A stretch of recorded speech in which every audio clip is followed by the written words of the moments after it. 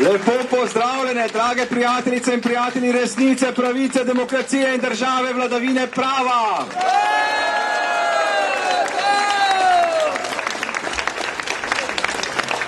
Branko Masleša je še vedno predsednik Vrhovnega sodišča.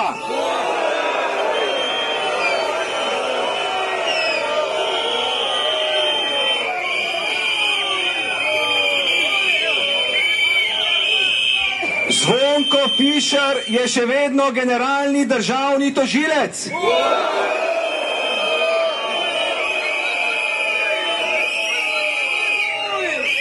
Janez Vlaj ni več predsednik sodnega sveta.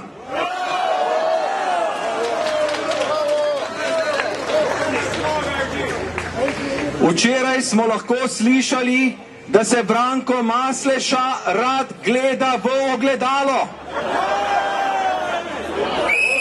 Mislim, da sedaj tudi vemo, zakaj noče odstopiti. Po moje, da vsak dan zjutraj, ko se zbudi, stopi pred ogledalo in reče: zrcalce, zrcalce na steni, povej, kateri najboljši sodnik v deželi je tej. In seveda si potem nazaj zamrmra: Branko, Branko, najboljši si ti.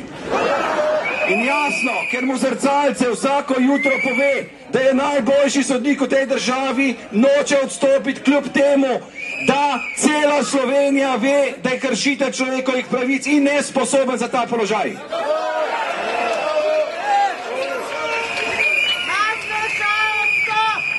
Masleša odstop! Masleša odstop! Masleša odstop!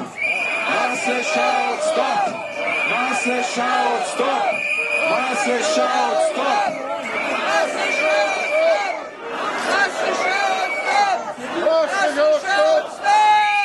Še en visok funkcionar se je izkazal v teh dneh. Namreč Miro Cerar, ustavni pravnik, ki je rekel, da je zelo slabo, da je zadeva Patria zastarala, ker da tudi za Janeza Janša je to slabo, ker ne bo mogel dokazati svoje nedolžnosti. Gospod Cerar, v 10 letih Janezu Janši kriminalisti, tožilci in sodstvo ni uspelo dokazati ene same krivde. Povsem jasno je, da je Janez Janša dokazano nedolžen. Res pa je, da nikoli ne bomo vedeli, ali bi bili vi kdaj predsednik vlade, če ne bi vaši botri Janeza Janšo strpali v zapor.